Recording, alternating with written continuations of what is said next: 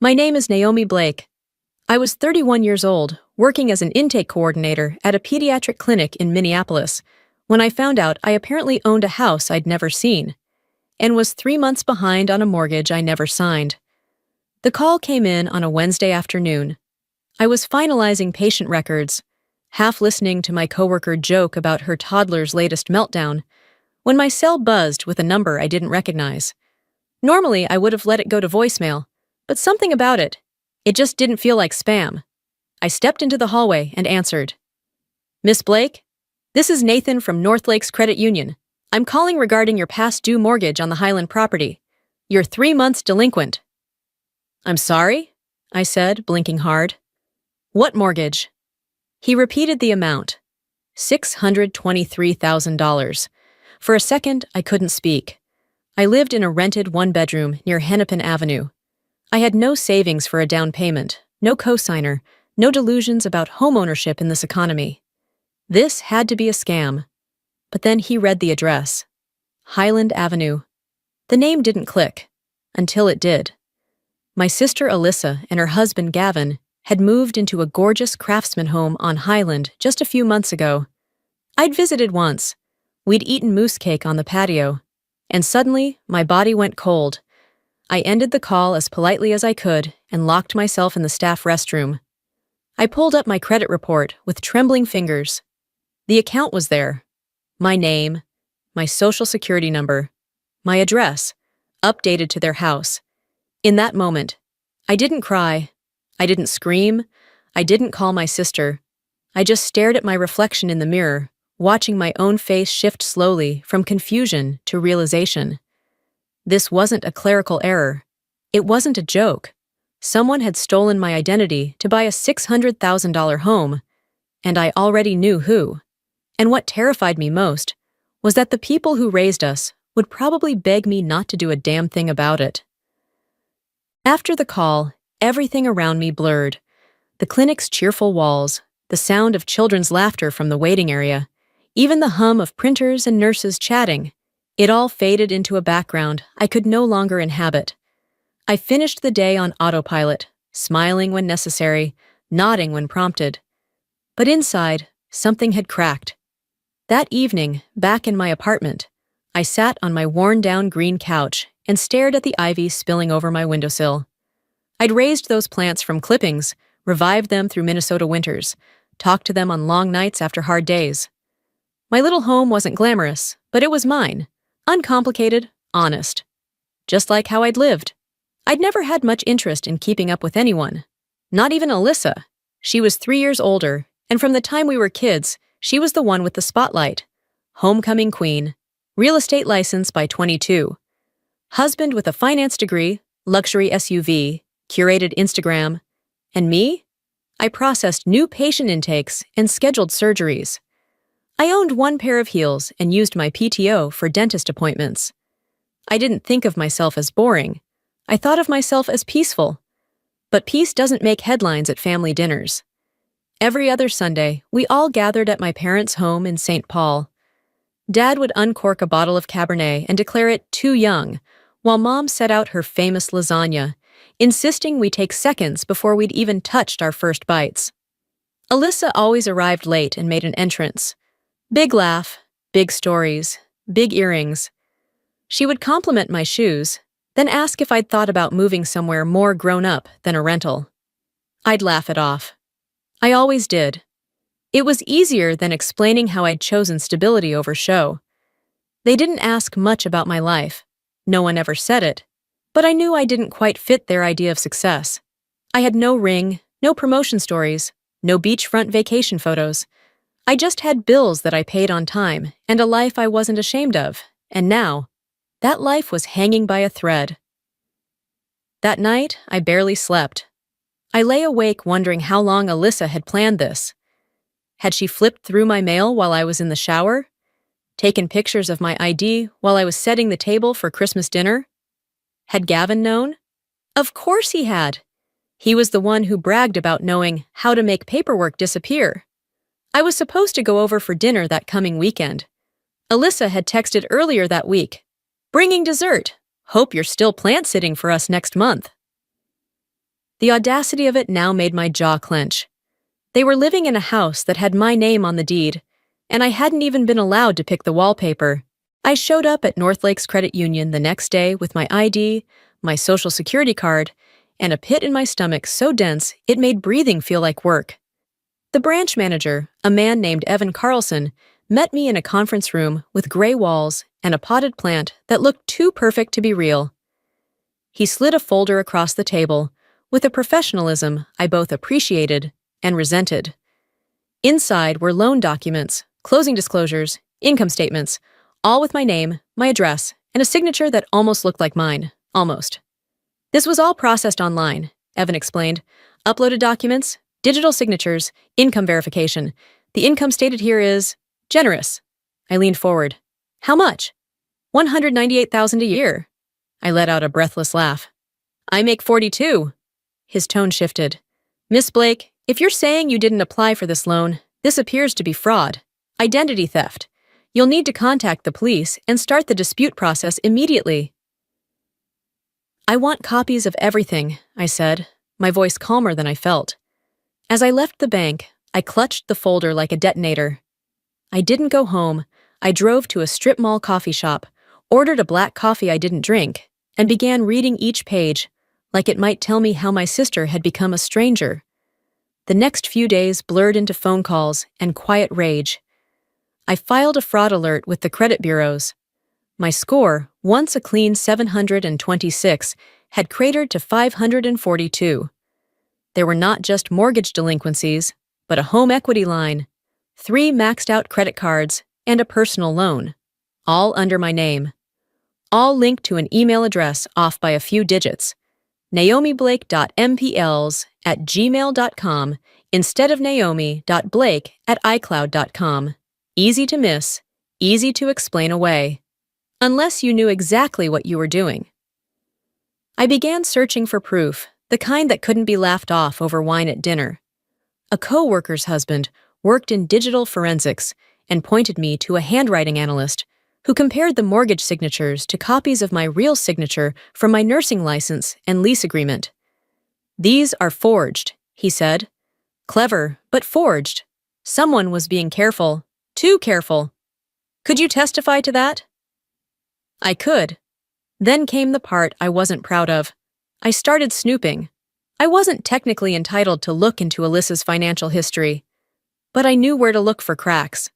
Her Instagram might have shown champagne and summer hats, but it also showed too many vacations for a couple who had supposedly just downgraded careers. A friend of mine from college worked at a luxury dealership downtown. She remembered Alyssa coming in to lease a new Mercedes. She looked amazing, but when they ran her credit, it tanked the application. Gavin had to pay in cash. That same friend leaned in and added, he didn't look thrilled about it. Their marriage, once a glossy feature spread in our family's social scrapbook, was fraying. But what stunned me most wasn't the money. It was the intent. They weren't just borrowing against my name. They were setting me up for collapse. Police would later confirm that searches from Gavin's old laptop included terms like, declare bankruptcy in someone else's name, and can you abandon a stolen identity legally? That wasn't desperation. That was strategy. By the end of the week, I'd gathered enough to make a case. Not just to the authorities, but to the people who'd taught me that family comes first. And still, I hesitated. Not because I didn't believe they deserved consequences, but because I knew the moment I said the word police, the people who loved us both would ask me to stay quiet. Sunday dinner was lasagna, as always. My mother had texted the night before, asking if I wanted her to pick up that mousse cake I liked from Sage and Willow. I told her not to bother. Alyssa already had dessert covered. Of course she did. I spent nearly an hour getting dressed. Not because I cared how I looked, but because I wanted to feel fortified. I settled on a navy blouse and dark slacks. Professional, unshakable. Not the little sister in borrowed shoes. Not tonight. The manila folder in my bag felt heavier with each step toward the door. When I arrived, everything looked exactly the same. My dad in his recliner with a glass of Pinot. My mom in an apron, floating from kitchen to table. Gavin was helping plate the garlic bread, And Alyssa, of course, made her entrance 5 minutes late. Hair perfectly curled, cream silk blouse untucked just enough to look effortless.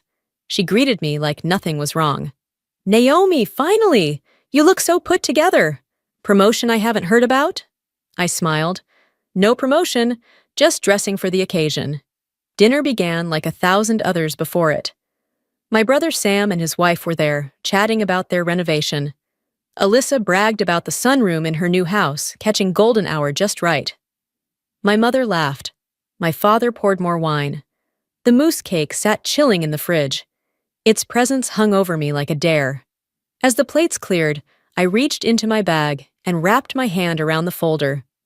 My chest felt tight, but not from fear. There was only clarity now. I waited until everyone was quiet, forks resting, mouths full of wine, or words unsaid. "There's something I need to talk to you all about," I said. A pause. My mother glanced up from refilling Sam's glass. "Of course, honey. Everything okay?" Alyssa leaned in, smiling. "Is this about dating? Did someone finally make you cancel your Friday plant watering routine?"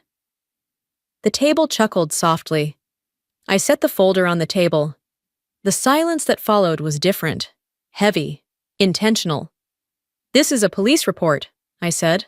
"I filed it 3 days ago." My father straightened. "Police? What's happened?" I looked directly at Alyssa. "It's about identity theft, fraud, the purchase of a home using my name, a mortgage I didn't authorize, documents I didn't sign." Her smile flickered. "Naomi, what are you talking about?" "I'm talking about the house on Highland Avenue," I said. "The one you're living in." My mother let out a quiet, confused gasp. "But that's their new place, isn't it?" I nodded. "It is. And according to the paperwork, it also happens to be mine. The mortgage, the credit lines, the debt, it's all under my name." Alyssa laughed, a sharp, brittle sound. "That's ridiculous. How would I even do that? Forgery, false income claims, using an email address one character off from mine, submitting everything from your old condo's IP. Need more?" I opened the folder and slid the documents forward. Gavin stood up fast, knocking his chair slightly. "We don't have to do this here." My father's voice cut through the tension, low and unfamiliar. "Sit down, Gavin." Alyssa's face had gone pale. She glanced at the papers, but didn't touch them. "It was supposed to be temporary," she said finally. "You stole my identity." "You weren't using it," she snapped. "You live in a shoebox. You make less than half what you deserve. We just needed time. Once Gavin's practice bounced back." "Don't," I said. "Don't you dare turn this into some twisted rescue mission. You lied. You built a life out of mine." Gavin exhaled, pinching the bridge of his nose. "I told you it would come back on us." "You went along with it," I said. "I didn't sign the papers." "But you knew. You used the cards. You paid for a Mercedes with stolen credit." My mom stood, trembling. "Alyssa, tell me this isn't true." Alyssa looked at her like a child caught in a lie too big to deny. "We were drowning," she said. "You all expected so much from me. The house, the image, the lifestyle. We couldn't keep up." My dad stood too. "So you buried your sister to stay above water?" There were tears now. Alyssa's mascara smeared just slightly. "I didn't think it would go this far. I thought we'd fix it before anyone found out." "You were planning to file bankruptcy in my name," I said quietly. "You were never going to fix anything." The room fell silent again. Finally, my father said it. "Get out, both of you." "Dad?" "No," he said. "We'll deal with the fallout, but you won't do it under this roof." Alyssa started to say something, then stopped. Gavin took her arm. They left without another word. My mother sank into her chair. "I don't know who she is anymore." I didn't answer, because neither did I. The fallout came fast, louder than I expected.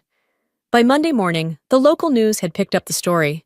Prominent realtor and financial advisor under investigation for identity theft. The article didn't name me, but the address was listed, and anyone who'd ever sat at our dinner table could connect the dots.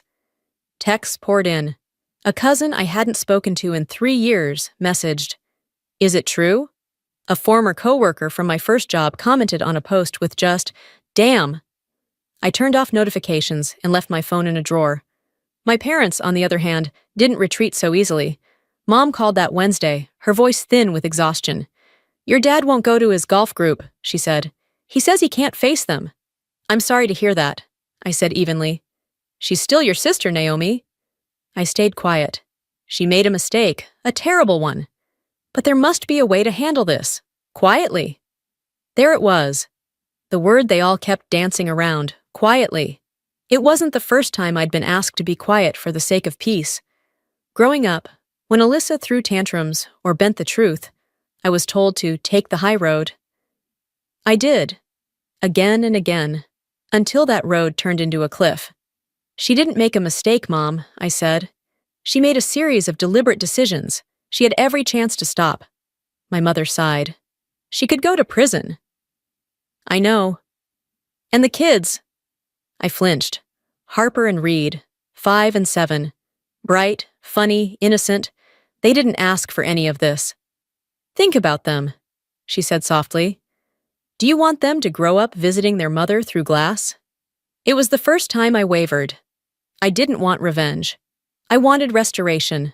Of my credit, my name, my life. But was justice worth the collateral damage? I didn't have an answer until Stephanie showed up unannounced with 2 iced coffees and a look that said she wasn't buying my silence. "They're trying to guilt you," she said. "Don't let them. They're scared. And the kids.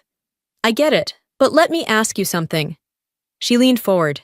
"If this had been a stranger who did this to you, would you even hesitate?" "No." "So why does biology give her a discount?" I didn't respond. I didn't need to. I already knew the answer. That weekend, the district attorney's office called. They were moving forward with formal charges. They asked if I wanted to provide a statement before the hearing. I told them yes. That night, I reopened the drawer and looked at my phone again. One unread message from my mom. "You have every right to be angry, but please don't let this ruin all of us." I typed and deleted 5 replies before finally sending just one sentence. She did that, not me. 9 months after my name was used to build someone else's dream, I signed a mortgage document. My name, my choice, my terms. No forged income. No ghost email addresses, no lies, just me, a pen, and a truth I had earned the hard way. The irony pressed in from all sides. My sister had hijacked my identity to buy a life she couldn't afford. And now, I was doing the very thing she claimed I wasn't aiming high enough to achieve. I'd bought a modest 2-bedroom in Bloomington. The backyard was patchy, the appliances outdated, and the mailbox dented, but it was mine. Paid for with real money, real credit, and hard-earned peace. Alyssa and Gavin pled guilty. 18 months in federal prison for her, 12 for him. Their social media perfect life collapsed under the weight of court records and press coverage. I didn't attend the sentencing. I had no interest in watching the aftermath. I was too busy rebuilding what they tried to dismantle. When I moved in, Stephanie brought champagne and a welcome mat that read, "Not today, identity thieves." My parents came, separately. My mother brought lasagna in a baking dish I recognized from childhood. My father handed me a fern in a clay pot and said, "I didn't say it before, but you were right to do what you did." It wasn't an apology, but it was something.